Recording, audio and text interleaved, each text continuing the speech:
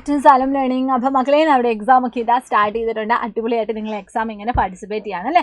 അപ്പോൾ എനിവേ അടുത്ത തിങ്കളാഴ്ചയാണ് നമ്മുടെ ഇൻ്റഗ്രേഷൻ 1, ഇൻ്റഗ്രേഷൻ 2, ഇൻ്റഗ്രേഷൻ 3 ഒക്കെ ഇതാ എക്സാം ഇതാ സ്റ്റാർട്ട് ചെയ്യാൻ പോവുകയാണ്.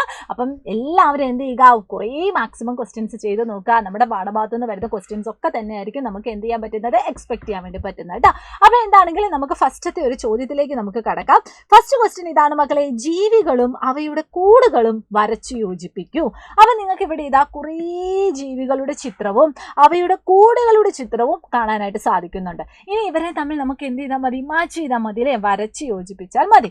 അപ്പം നമുക്ക് 1 by 1 ആയിട്ട് നോക്കാം. ഏറ്റവും ആദ്യം നമുക്ക് ഇതാ കാക്കേനെയാണ് കാണാൻ സാധിക്കുന്നത്.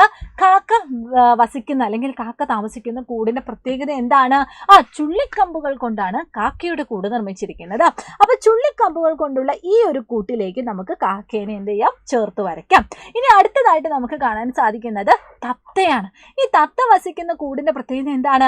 മരപ്പൊത്തുകളിലൊക്കെയാണ് തത്തകളെ കൂടുതലായിട്ടും കാണുന്നത്. അപ്പൊ ഈ തന്നിരിക്കുന്ന ചിത്രത്തിൽ എവിടെ ഏതെങ്കിലും ഒന്ന് മരപ്പൊത്തുണ്ടോ?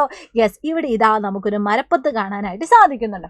ഇനി അടുത്തയാളാണ് നമ്മുടെ ഉറുമ്പ്. ഉറുമ്പ് ചേട്ടന്മാർ എവിടെയാ മക്കളെ വസിക്കുന്നത്?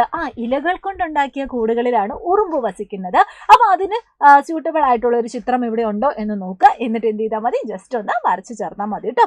അപ്പൊ ഇതാ നിങ്ങൾക്ക് ഇങ്ങോട്ടേക്ക് ഇതാ വരച്ച് ചേർക്കാനായിട്ട് സാധിക്കും. ഇനി അടുത്തത് ഇതാ ഈ ഒരു പക്ഷിനെ കാണാൻ പറ്റുന്നുണ്ട്. ഈ പക്ഷി വസിക്കുന്നത് എവിടെയാണ്? ഇതാ ഇതുപോലെയുള്ള ഓലകളിലൊക്കെ തൂങ്ങിക്കിടക്കുന്ന ഒരു ചെറിയ കൂടുകളിലാണ്. അപ്പൊ നിങ്ങൾ എന്ത് ചെയ്യണം, യെസ്, വിവിധ തരത്തിലുള്ള ജീവജാലങ്ങൾ അവർ വസിക്കുന്ന കൂടുകളുടെ പ്രത്യേകതയൊക്കെ നിങ്ങൾ പഠിച്ചു വെക്കുക. എങ്കിൽ മാത്രമേ ഈ ചിത്രങ്ങളൊക്കെ നിങ്ങൾക്ക് ഐഡന്റിഫൈ ചെയ്തിട്ട് മാച്ച് ചെയ്ത് നിങ്ങൾക്ക് മുഴുവൻ മാർക്ക് മേടിക്കാനായിട്ട് സാധിക്കുള്ളൂ. എങ്കിൽ നമുക്കിനി അടുത്ത ചോദ്യത്തിലേക്ക് പോയാലോ.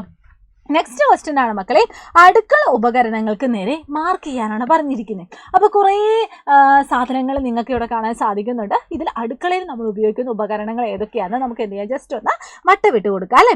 അപ്പോൾ ഏറ്റവും ആദ്യം നമുക്ക് എന്തെടുക്കാം, യെസ്, ഇവിടെ ഇതാ നമ്മുടെ റോസ് പെറ്റൽ കാണുന്നുണ്ട്. അത് നമ്മൾ എന്താണ് അടുക്കളയിൽ യൂസ് ചെയ്യുന്നില്ല. പിന്നെ ഇവിടെ ഇതാ കുറേ ബുക്സ് കാണുന്നുണ്ട്, അത് നമ്മൾ അടുക്കളയിൽ യൂസ് ചെയ്യുന്നില്ല. ഇവിടെ ഇതാ മക്കളെ ഒരു കുക്കർ കാണുന്നുണ്ട്. കുക്കർ നമ്മൾ അടുക്കളയിൽ യൂസ് ചെയ്യുന്നതാണല്ലേ. അതുപോലെ തന്നെ സ്പൂണുണ്ട്, സ്പൂണും നമ്മൾ അടുക്കളയിൽ യൂസ് ചെയ്യുന്നതാണ്. ഇനി അടുത്തതാണ് നമുക്ക് ജ്യൂസ്. അപ്പൊ ജ്യൂസ് ഒക്കെ നമ്മൾ അടുക്കളയിലാണ് ഉണ്ടാക്കുന്നത്.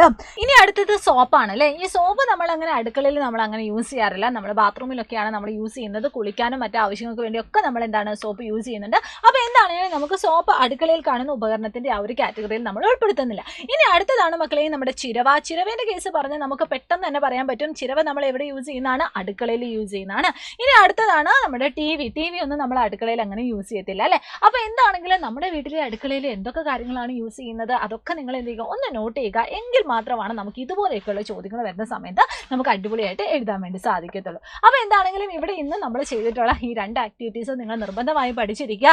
ഇതുമായിട്ട് റിലേറ്റ് ചെയ്ത് കുറേ ക്വസ്റ്റ്യൻസ് ഒക്കെ നമുക്ക് എക്സ്പെക്ട് ചെയ്യാവുന്നതാണ്. എങ്കിൽ മാത്രമാണ് മക്കളെ നമുക്ക് നല്ലൊരു മാർക്ക് സ്കോർ ചെയ്യാൻ വേണ്ടി പറ്റുള്ളൂ കേട്ടോ. അപ്പോൾ എല്ലാ മക്കളും ഉറപ്പായിട്ടും നമ്മുടെ ചാനലിൽ വരുന്ന എല്ലാ ലൈവ് ക്ലാസ്സുകളും കോണ്ടന്റ് വീഡിയോസും ഒക്കെ കാണണം. അടിപൊളിയായിട്ട് പഠിക്കുക. അപ്പോൾ എല്ലാവർക്കും all the very best and thank you so much. Bye bye.